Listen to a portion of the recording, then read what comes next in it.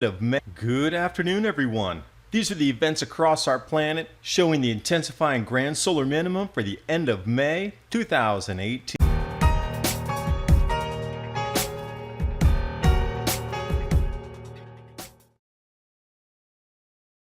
Report card on the Arctic. Another extreme heat wave strikes the North Pole, according to the Washington Post, also claiming that the warm could hasten the melt. When we look at POMAS 2018 on the right side, that's how much sea ice there is, more than 2006, more than 2007, more than 2017, more than 2016. Also, when they talk about temperatures up in the Arctic, where we are now, the black line, let me zoom in. What happened with January when we were far above all these last years? Not a peep in the news about that.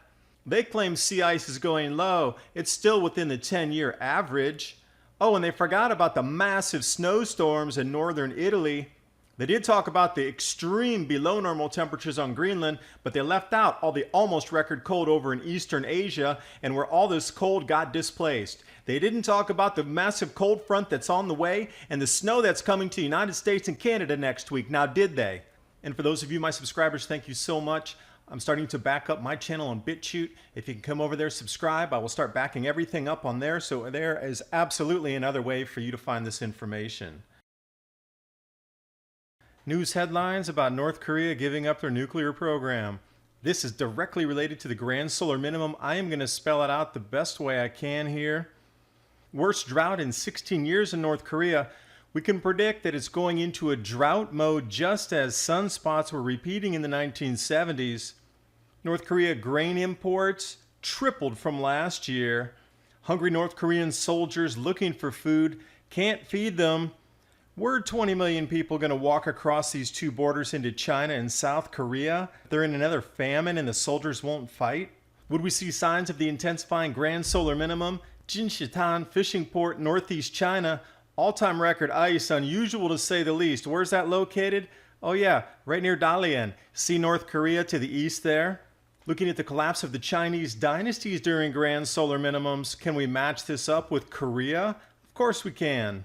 Goryeo Kingdom takes over at the end of the 5 dynasties collapse and in itself collapses during the Sporter minimum and also the collapse of the Yuan dynasty in China. Late Antique Little Ice Age, 535 AD. Wait a second, the Middle East got wetter? And the Gaia Confederacy collapses in the same years?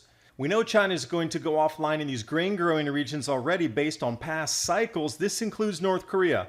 The intensification of the grand solar minimum, here it is. It's going to intensify through 2018 up to 2021 before we get any type of respite. And now you will understand why North Korea is at the bargaining table, because they are starving. We're heading into a grand solar minimum. These soldiers are done fighting, they're starving, and this is the reason. The media doesn't want to talk about grand solar minimums, but I'm going to try to weave these two together so we all get a really good picture of how politics is now playing into repeating 400-year cycles. No Trick Zone hosting at least 20 different articles. Cosmic rays, clouds, climate change, and cooling temperatures with sunspot activity connection. Winds behaving strangely. We saw zonal winds behaving strangely earlier in the year. Wheeler's drought clock on time again. And everywhere you look in the media right now, it is record rain, Paris, subway. Record rain. If it's not rain, it's massive hails that you just don't normally see downtown Paris. The size of the hailstones is increasing, and a glimpse into what an atmospheric hail compression event looks like. And join me tonight, Revolution Radio, Studio A, 10 p.m. Thursday nights. We'll have Lee Wheelbarger. We're going to be talking about the same exact things tonight. Zonal winds and atmospheric changes. Snowfall warning. Another foot of snow at Newfoundland.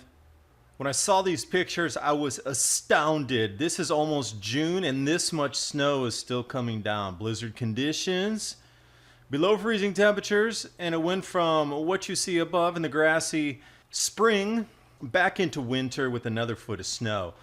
Now, this is not just the first time this happened in this area. We can go back to 2017, 2016, 2015, and see that St. John's and Newfoundland, this area, Gander, is definitely showing a pattern of cooling.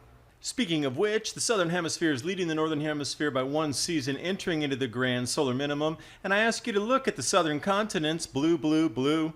But I don't really understand why it's above normal temperatures in Antarctica, because when I'm looking at null school, it's showing minus 53 degrees Celsius. And you really need to ask yourself now at this point, is this truly the intensification of the new eddy grand solar minimum that is going to reset our societies? This is what our skies are going to become as the Earth tries to continue to equalize charge with a decreasing active sun. 388,000 lightning strikes. The timeline moving forward into the green section, solar cycle 25. You have to understand our sun in the center is electromagnetically connected with our Earth. It steps down, our Earth steps down. These magnetic field lines, field-aligned currents, connecting back to our sun. This sun is so small in comparison. It is so out of sync of what the real size of the sun would be. We're the third planet out, and we would be a pinprick in comparison to how large the sun truly is in our solar system. 60,000 lightning strikes just in the UK, massive flooding, hailstorms over France, larger hail in France, flooding in Germany. And I am going to explain what you can expect to see with plasma displays in our skies as we enter this grand solar minimum.